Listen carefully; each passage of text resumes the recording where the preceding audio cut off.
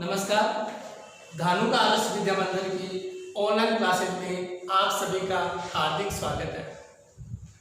आज हम जिस विषय पर चर्चा करने वाले हैं, कक्षा 12 के लिए विषय लेखा शास्त्र और प्रकरण रहेगा साझेदारी। ठीक है।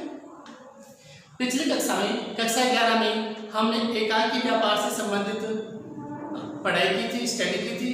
इस कक्षा में हम साझेदारी से संबंधित इस टॉपिक पर चर्चा करने वाले हैं। देखिए, साझेदारी का सामान्य परिचय, अर्थात नॉर्मली साझेदारी एक्चुअल में होती क्या है।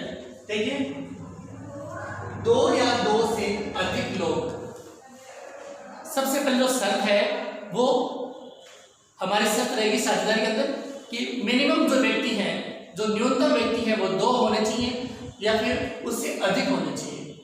2 या 2 से अधिक लोग मिलकर कोई लाभपूर्ण, ये जो शब्द है लाभपूर्ण, ये इसमें बहुत महत्व रखता है। अर्थात उनका जो उद्देश्य है वो लाभपूर्ण होना चाहिए, लाभ कमाना उनका उद्देश्य होना चाहिए। 2 या 2 से अधिक लोग मिलकर कोई लाभपूर्ण व्यापार करते हैं तथा लाभ को आपस में बांटते हैं, साझेदारी कहलाता है। अर्थात साझेदारी क्या है? जिसमें 2 या 2 से अधिक व्यक्ति मिलकर कोई व्यापार करते हैं जिसका उद्देश्य लाभ कमाना होता है और लाभ को आपस में बांटते हैं, जो भी उनका अनुपात होता है उसके आधार पर। फिर देखिए साझेदारी का अर्थ। भारतीय साझेदारी अधिनियम 1 अक्टूबर 1932 को जम्मू कश्मीर को छोड़कर संपूर्ण भारत में लागू हुआ था। इस अधिनियम से पूर्व, अर्थात 1932 के अधिनियम से पूर्व साझेदारी से संबंधित प्रावधान भारतीय संविधान अनुबंध अधिनियम 1872 में दिए गए थे। अर्थात 1932 के अधिनियम से पहले जो अधिनियम था वो 1872 में दिए गए, जो रूल रेगुलेशन थे उनके अकॉर्डिंग चलता था। आगे देखिए, साझेदारी से आशय व्यावसायिक संगठन के ऐसे स्वरूप से हैं जिसमें 2 या 2 से अधिक व्यक्ति स्वेच्छा से, मतलब अपनी इच्छा से, किसी वैधानिक व्यापार, वैधानिक व्यापार का मतलब होता है उनका बिजनेस जो होता है वो कानून से मान्यता प्राप्त होना चाहिए, इलीगल नहीं होना चाहिए, गैर कानूनी नहीं होना चाहिए। व्यापार से है वैधानिक व्यापार चलाने के लिए सहमत होते हैं, व्यवसाय में पूंजी लगाते हैं, प्रबंधकीय योग्यता का सामूहिक प्रयोग करते हैं तथा लाभ को आपस में बांटते हैं। देखिए आगे, अब हम पढ़ेंगे साझेदारी की आवश्यकता। अर्थात हमें साझेदारी की आवश्यकता क्यों पड़ी? क्योंकि पिछली कक्षा में हमने देखा था कि एकाकी व्यापार से भी काम चल रहा था, बिजनेस हो रहा था, लेकिन ऐसी क्या जरूरतें हुई कि जिसकी वजह से हमें पार्टनरशिप यानी साझेदारी की आवश्यकता पड़ी। देखिए, तो सिंपल में मैं आपको समझाना चाहूंगा कि जो कमियां थी, जो एकाकी व्यापार की जो कमियां थी उनको दूर करने के लिए हमें साझेदारी की आवश्यकता पड़ी। अब एकाकी व्यापार की कमियां कौन कौन सी थी वो हम देखेंगे। सीमित पूंजी। अब कोई व्यक्ति अकेला व्यापार शुरू कर रहा है तो उसकी एक पूंजी लगाने की क्षमता सीमित होती है। वो कितनी लगा सकता है? 2 लाख लगा सकता है, 5 लाख लगा सकता है, 10 लाख लगा सकता है, उसकी एक लिमिट होती है। जब उसकी जो पूंजी सीमित होगी तो डेफिनेटली उसका जो प्रॉफिट होगा वो भी कम होगा। अब इसमें साझेदार जब ज्यादा हो जाएंगे व्यक्ति तो वो ज्यादा पूंजी लगाएंगे और जब पूंजी ज्यादा लगाएंगे तो एक जाहिर सी बात है उनका जो लाभ भी होगा वो ज्यादा होगा। तो पहले जो कमी थी वो थी सीमित पूंजी।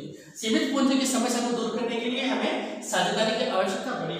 फिर आगे देखिए, सीमित प्रबंध। अब अकेला व्यक्ति है वो, उसकी क्षमता भी सीमित होती है, उसकी योग्यता भी सीमित होती है, वो प्रबंध कितना कर सकता है? जितने ज्यादा लोग मिलकर रहेंगे वो प्रबंध ज्यादा कर पाएंगे। तो अब सीमित प्रबंध की समस्या को दूर करने के लिए हम साझेदारी करते हैं। सीमित पूंजी, सीमित प्रबंध और सीमित क्षमता, क्योंकि अकेले व्यक्ति की क्षमता भी सीमित होती है, उसमें चातुर्य की भी एक लिमिट होती है, एक सीमा होती है, और अधिक व्यक्ति मिलकर उसको और अच्छे से कर सकते हैं। फिर देखिए, अनिश्चित अस्तित्व। एकल व्यापार का अस्तित्व भी निश्चित होता है। जैसे सपोज कीजिए उसके पास पूंजी का अभाव हो गया, उसको लॉस हो गया, तो उसको अपना बिजनेस कभी भी बंद करना पड़ सकता है। उसके साथ कोई दुर्घटना हो गई उसको अपना बिजनेस, उसका अपना व्यवसाय बंद करना पड़ सकता है, उसकी मृत्यु हो गई, उस स्थिति में भी अपना बिजनेस उसको बंद करना पड़ता है। ऐसी स्थिति में उसका जो व्यवसाय होगा, उसका जो अस्तित्व है वो निश्चित नहीं रहता। हम कह नहीं सकते कि वो व्यवसाय कितना चलेगा। और जबकि इसके विपरीत अगर पार्टनरशिप है, पार्टनरशिप में 5 साझेदार हैं, एक साझेदार चला भी गया या फिर उसकी मृत्यु हो गई, कुछ और भी हो गया, तो बिजनेस को रनिंग में रखा जा सकता है। आदि एकाकी व्यापार की कमियों को दूर करने के लिए साझेदारी का उद्भव हुआ, अर्थात साझेदारी का स्थापना हुई है।